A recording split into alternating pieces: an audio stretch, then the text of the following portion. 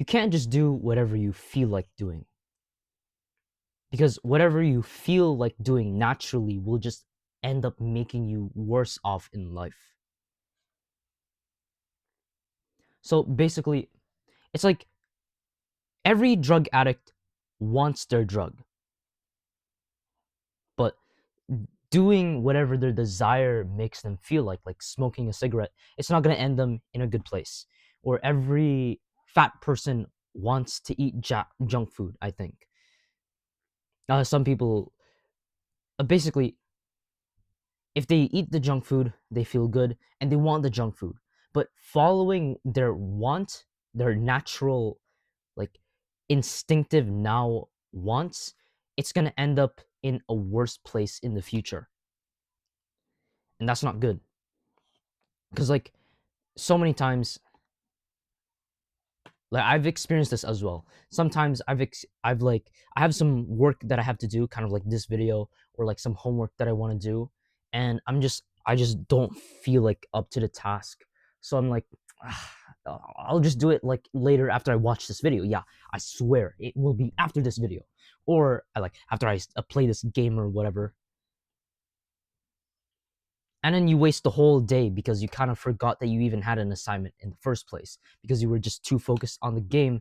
And when you kind of had a fleeting, like, tiny reminder to do it, you just like forgot about it. I can just do it later. And that's when the regret comes, because tomorrow you wake up and now you're like, oh frick, why did I do that? It's always a mistake to just immediately, like, to not think about your actions later and their consequences, and then to just follow your impulses, to follow your urges, to follow your instincts, your reflexes, your desires, whatever you feel like. You can't just do whatever you feel like if your goal is to be happy and also successful in life. If your goal is to be the most depressed, anxious, unhappy, lazy, antisocial, whatever, like, if you want to be the most unhappy person in the world, yes, follow whatever your heart tells you immediately to do. But no one in their right minds like you is actually going to follow that. So you can't just do whatever you want to do. Specifically the things that you want to do, like, right now. Like, if you're hungry and your goal is weight loss and you're on a diet, then you shouldn't go and buy the ice cream. You should, like, think to yourself, what will buying the ice cream do to me and my goals? It's gonna make me lose the progress. It's gonna be like, it's really bad. Oh, no, no, no, no, no! It's a cheat day. It's a cheat meal. It's not. It's not even gonna be but that bad. I swear. Just 4 more minutes of this video and then I'll stop procrastinating the thing. Oh, yeah. I'll just do the thing later. I'll procrastinate it. Oh, just a tiny, like, sniff of that cocaine. I know I'm all good for the day. You shouldn't listen to that other voice in your head. Whenever you get like the instant pop up, like the small voice at the side of your head telling you, ah, this is the choice. This is the right choice, and it's also the uncomfortable choice.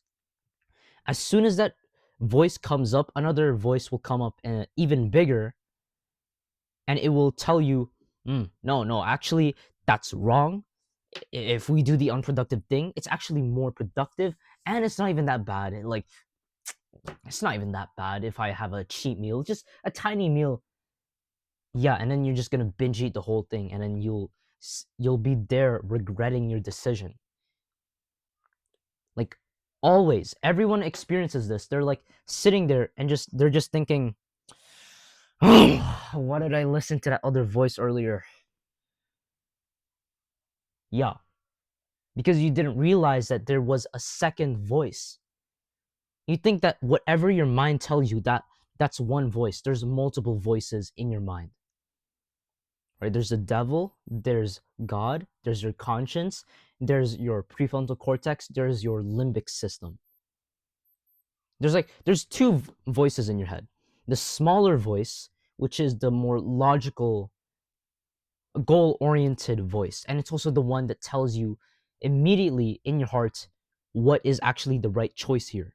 And then there's the bigger voice that is harder to ignore, and it's also the thing that you want to listen to, which is cheat meal, procrastination, video games, uh whatever addiction that you have. The bigger voice is the one that you want to listen to. And in the smaller voice that's more logical, you don't want to listen to that. It should be the complete opposite. You should always be inclined to listen to the smaller voice and ignore the bigger voice. And the thing that's more logical, the voice in your mind, the first voice, that's going to be telling you the things that you don't want to do. It's going to be telling you to do that homework that you don't want to do. It's going to be telling you to get get rid of all the snacks in your home and to just have self-control. It's to basically do the right thing. But people don't end up doing the right thing because they keep getting misled and pulled by this second voice that they don't even realize exists, because they believe unconsciously everything in their brain is one voice. There's two. There's multiple. And it's a good thing to listen to the smaller voice. Now, in neuropsychology, or like the actual like brain structure itself, by the way, this is a side note, the smaller voice is the prefrontal cortex of your brain, which is responsible for focus, self-control, and long-term planning. And then the second bigger voice that gets you down to a worse position in life, that's the limbic system, specifically and especially the amygdala. You have two of them on both sides. It's a good thing to listen to the smaller voice. The reason why is like, it's like a diamond. A diamond starts off as like dust, and then in deep inside the earth gives like lots of pressure. It keeps hitting it, and it's so hot. Like if any human was under the earth in that condition, you would die. So diamonds, they started off in that hard position that no one else chooses to handle. Like no one else is even capable of handling it. But diamonds, they started off as dust inside that place of hardship. And then over time, millions of years, it got compressed and turned into the diamond, which is the most unbreakable material. Like nothing can like scratch it and like put a dent on it. And it's also respected by all. The diamond in this analogy is you, and the pressure and heat inside the earth are the hardships, challenges, and obstacles that you'll face as you live on earth. Eventually, if you choose to be in hardship that actually develops people, you will become a diamond that is a rarity, a thing to respect, and also a person that can handle anything.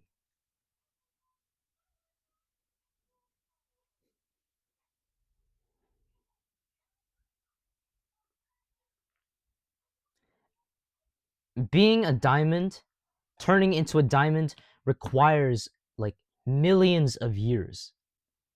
Metaphorically, that means it's going to take like 5, 10, 15 years. For me, when I first like got into self-improvement, onto this like happiness protocol step, I thought being happy, being successful, being whatever I wanted to be in life, it was going to happen in 1 year. It's going to happen in 2 years. It's going to happen in a short amount of time. Nah. It's probably going to happen reasonably more in like 5, 10, 15, maybe even more years. So being a diamond requires patience because it requires so much time. and it requires discipline, tolerance to pain, because you're going to experience lots of hardship, challenges, obstacles, setbacks in life. But if you choose to make yourself go through all that, the hardship that actually develops people, then you will turn into a diamond that you actually respect and that you want to be. Notice, like earlier, I said the hardship that actually develops people. There are hardships that don't make another person into a better person.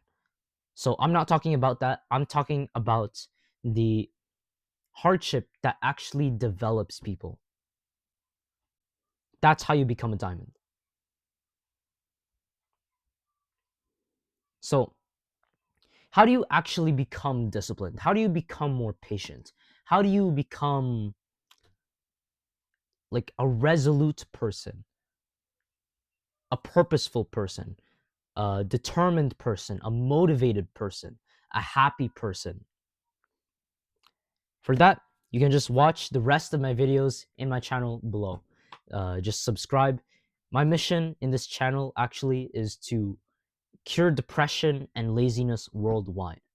So if you like my mission and you want to support me, subscribe, watch my videos, comment on my videos, like my videos, and also share my videos to your friends and family.